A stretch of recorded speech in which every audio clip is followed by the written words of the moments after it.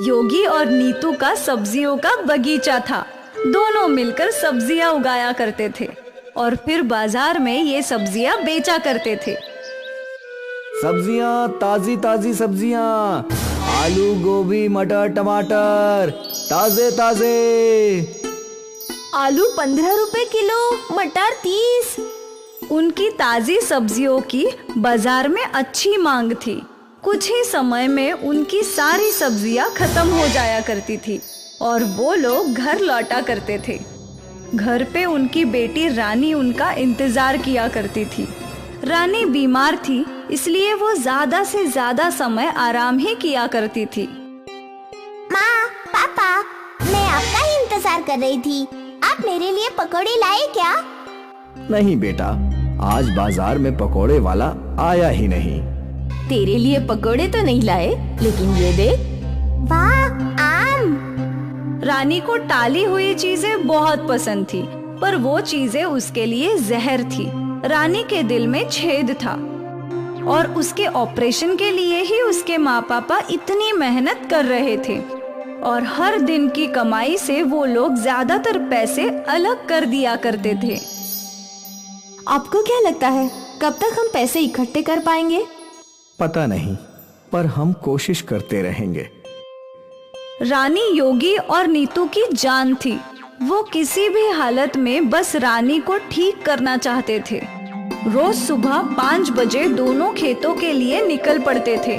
सुबह 9 बजे तक खेतों का सारा काम निपटा कर बाजार के लिए चल देते थे और यहाँ बाजार में घंटों कड़ी धूप में खड़े रहकर सारी सब्जियां बेचा करते थे। एक दिन की बात है, नीतू और योगी खेतों में काम कर रहे थे। क्या तुम आज अकेले बाजार जा पाओगी? चली तो मैं जाऊंगी, पर आप कहाँ जा रहे हैं? गर्मियां आने वाली हैं और गर्मियों में नींबू की बहुत मांग होती है, इसलिए मैंने नींबू के पौधे खरीदे हैं। वैसे भी बाजार में नींबू के दाम बढ़ रहे हैं। हाँ हाँ, जरूर जाइए। हमें कैसे भी करके जल्द से जल्द ऑपरेशन के पैसे जमा करवाने हैं। हाँ। नीतू सारी सब्जियां लेकर बाजार के लिए निकल गई और योगी नींबू के पौधे खरीदने निकल पड़ा। योगी एक पेड़ों की नर्सरी में पहुंचा। जी बोलिए, मुझे नींबू के पौधे चाहिए। भैया, एक भी पौधे नहीं है, सारे बिक गए। ठीक है। योगी दूसरी नर्सरी में गया। नींबू के पौधे हैं क्या? नहीं भाई, सारे खत्म हो गए। ठीक है। योगी कई और नर्सरी में गया, उसे कहीं भी नींबू के पौधे नहीं मिले। अरे अब क्या करूं? सोचा था नींबू के पौधे से नींबू उगाकर बेचूंगा तो कुछ अच्छे पैसे मिलेंगे, लेकिन मुझे तो एक भी पौधा नहीं मिला।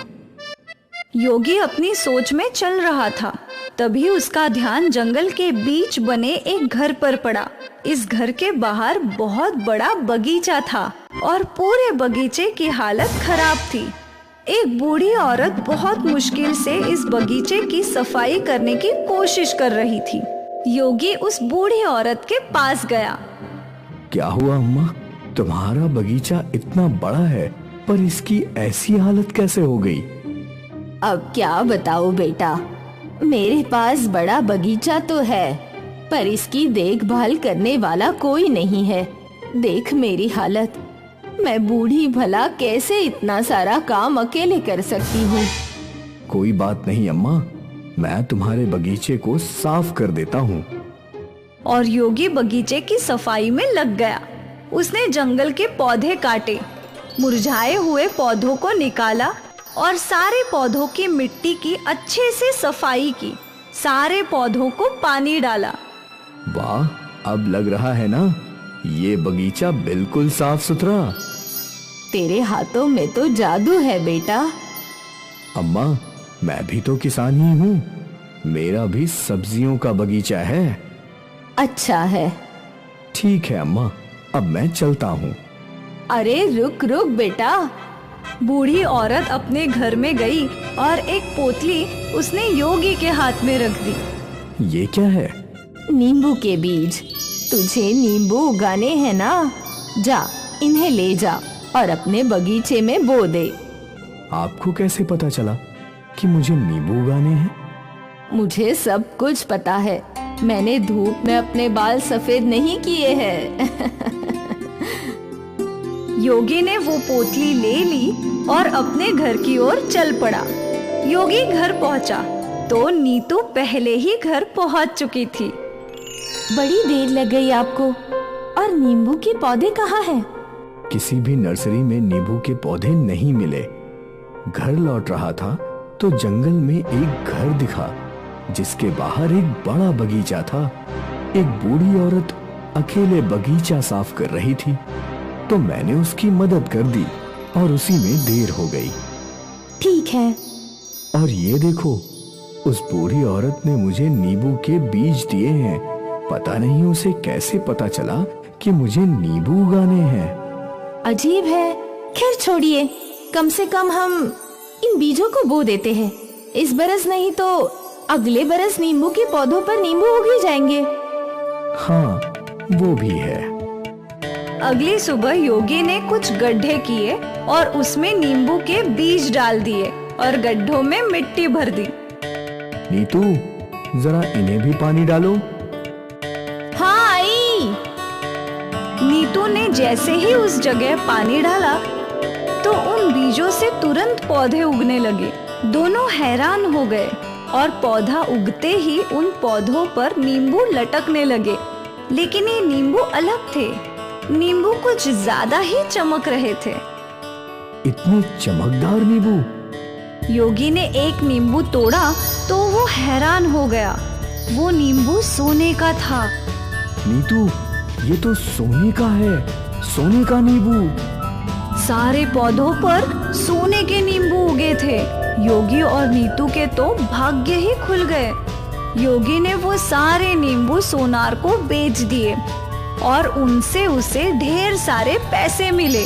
इन पैसों से उसने अपनी रानी का इलाज करवाया। मुबारक हो, ऑपरेशन सक्सेसफुल। अब आपकी बेटी किसी भी नॉर्मल बच्चे की तरह खेल कूद सकती है। ये सुनकर योगी और नीतू की आंखों में आंसू आ गए। योगी ने एक बड़ा बगीचा खरीद लिया और एक बड़ा घर भी। उनकी जिंदगी पूरी तरीके से बदल गई।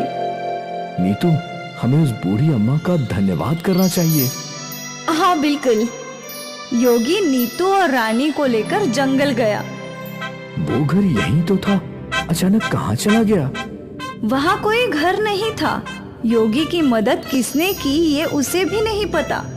उसने भगवान का धन्यवाद किया और खुशी खुशी अपना जीवन जीने लगा।